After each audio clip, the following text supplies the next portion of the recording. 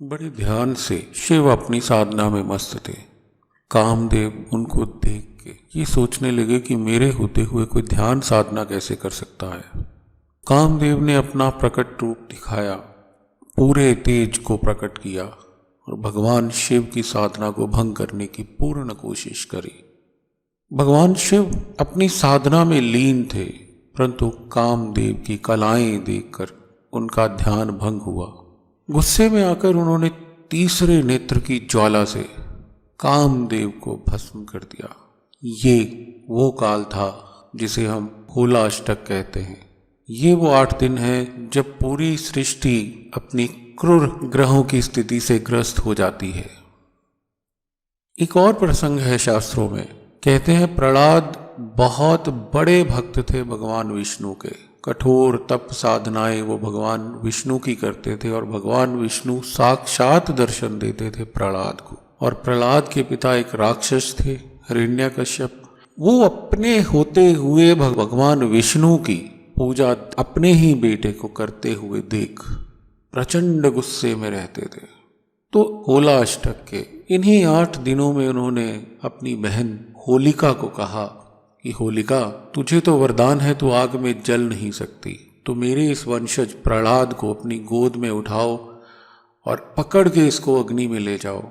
अग्नि इसे भस्म कर देगी और तुम साक्षात जीवित रहोगी और हमारे राक्षस कुल में कोई और बचेगा ही नहीं भगवान की पूजा करने के लिए, देवताओं की पूजा करने के लिए, क्योंकि ये हमारे प्रत्यक्ष शत्रु हैं। होलिका ने इन्हीं 8 दिनों के प्रभाव में आकर अपने भाई की बात मान ली और प्रहलाद को लेके अग्नि में बैठी। तो भगवान की लीला देखिए, होलिका जिसे वरदान प्राप्त था कि अग्नि उसका कुछ नहीं बिगाड़ सकती, वो भस्म हो गई और अग्नि शीतलता देते हुए प्रहलाद को ज्यों का त्यों बाहर छोड़ शांत हो गई। कहने का तात्पर्य है कि 8 दिन जो होलिका के होते हैं, जिन्हें हम होलाष्टक के नाम से जानते हैं, इनमें ग्रहों का क्रूर प्रभाव होता है। यहाँ कोई देव कार्य नहीं किया जाता, कोई शुभ कार्य नहीं किया जाता। मान्यताएं हैं कि हिंदू रीति के 16 संस्कार, मंगनी करना, विवाह करना, कोई भी 16 संस्कारों में से एक भी संस्कार नहीं किया जाता। यहाँ तक कि अंतिम संस्कार अंत्येष्टि भी बिना ग्रहों के शांत किए नहीं की जाती। मतलब कि अगर किसी की डेथ हो जाती है, किसी का देहांत हो जाता है होलाष्टक में, तो उसे जलाने से पहले ग्रहों को शांत करके ये मांगा जाता है कि आप शांत रहिए ताकि हम इसे जलाकर अग्नि को सपुर्द करके 5 तत्वों में इसको विलीन करें और ये शांति से अपनी अंतिम यात्रा कर वैकुंठ की तरफ बढ़ सके, ये आत्मा को शांति मिल सके। ऐसा होता है होलाष्टक का प्रभाव। इसीलिए होलियों के 8 दिनों में कोई सामान्य साधनाएं नहीं की जाती।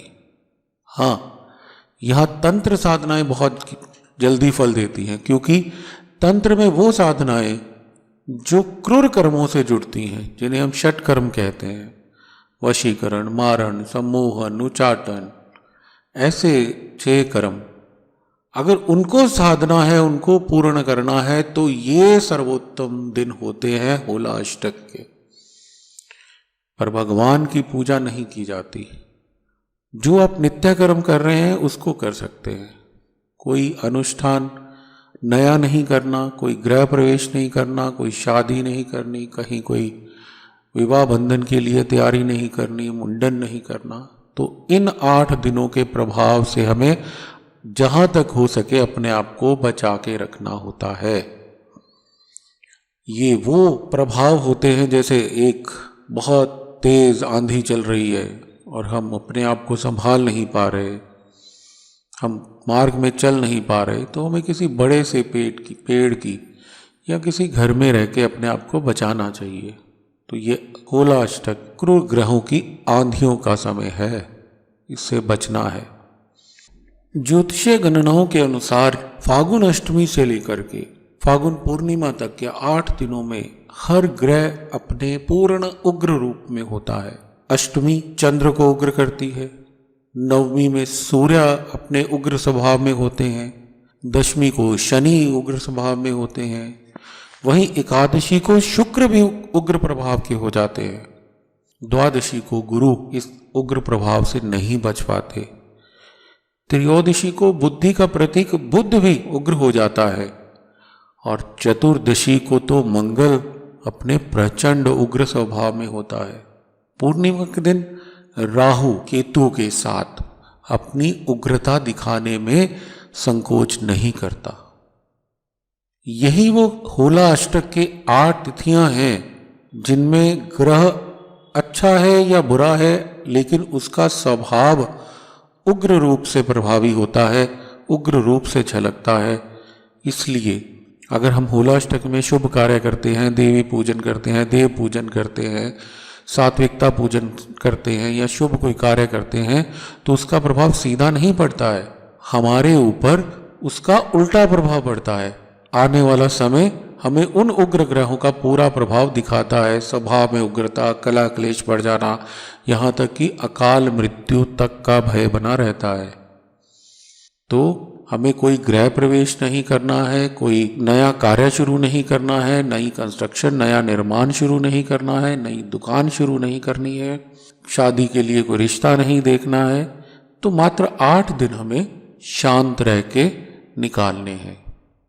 वहीं दूसरी ओर तांत्रिक इन ग्रहों के उग्रता का प्रभाव ग्रहण करने के लिए, अपने आप में उसको समाहित करने के लिए, अपनी उग्र साधनाओं को जल्दी पूरा करने के लिए इन्हीं 8 दिनों का पूरा प्रयोग करते हैं। तो ध्यान रखिए, किसी चौराहे पे कोई चीज पड़ी हो, बच के निकलिए।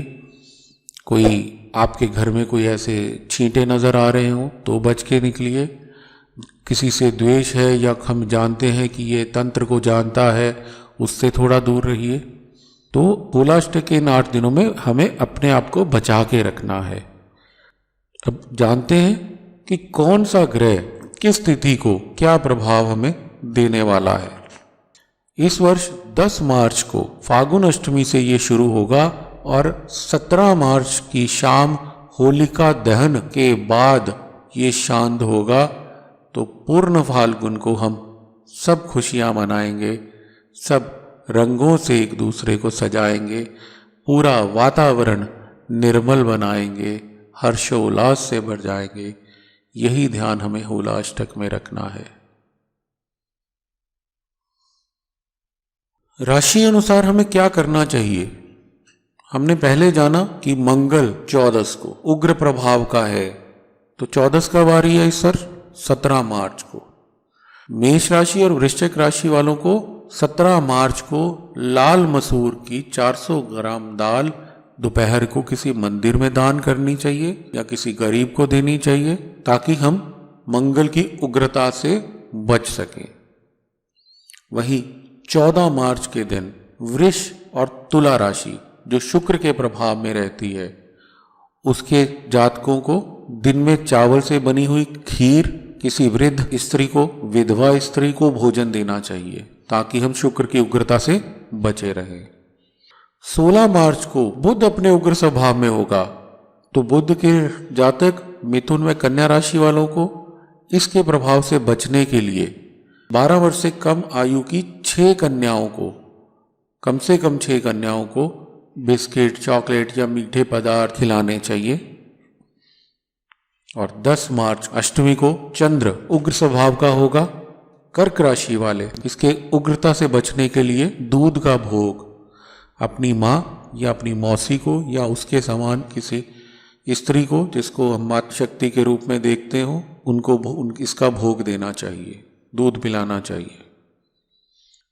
11 मार्च को शुक्रवार है और इस दिन सूर्य अपने उग्र प्रभाव में होंगे, तो सूर्य के उग्र प्रभाव से बचने के लिए 5 किलो कनक और 1 किलो गुड़ मिलाकर किसी बैल को खिलाएं। अगर बैल भूरे रंग का हो, लाल रंग का हो तो ज़्यादा अच्छा है। और अगर हो सके तो जो कनक, गेहूं के जो दाने हैं उनको हल्का सा भून लें और फिर उसमें गुड़ मिला के किसी को खिलाएं, तो ये प्रभाव हमें 10 गुना ज़्यादा सूर्य के उग्र प्रभाव से बचाएगा। 15 मार्च को मंगलवार है। इस दिन गुरु अपनी उग्रता दिखाएंगे। तो धनु और मीन राशि वालों को मंगलवार को पीले वस्त्रों का दान किसी गरीब को या किसी साधु सन्यासी को जरूर कर देना चाहिए। मकर एवं कुंभ जिसके स्वामी हैं शनि, 12 मार्च शनिवार के ही दिन ये अपनी उग्रता दिखाएंगे। तो इनसे बचने के लिए हमें क्या करना है, जूते चप्पल किसी गरीब को दान करें या किसी सफाई कर्मचारी को दान करें, ताकि हम इनके उग्र प्रभाव से अपने आप को बचा सकें। और दूसरी बात रह गई राहु और केतु की। तो राहु केतु के लिए होलिका जब दहन हो रहा हो उसमें तिल और जौ थोड़े से उसमें जला दीजिए। तो इनके प्रभाव से बचते हुए धुलेंडी, धुलेंडी मतलब जो धूल से बंधन की जाए, जिसे हम होली भी कहते हैं, उसको हर्षोल्लास से मनाएं, एक दूसरे को रंग रंगे और ग्रहों के कुप्रभाव से बचे। इसी में होली का आनंद आएगा और ग्रहों के कुप्रभाव से हम आने वाले समय में बचेंगे, जिसका हमें पूर्ण हर्षोल्लास के साथ अपना जीवन आगे बिताने में सफलता प्राप्त होगी। जय माता दी, जय बगला, जय जय बगला।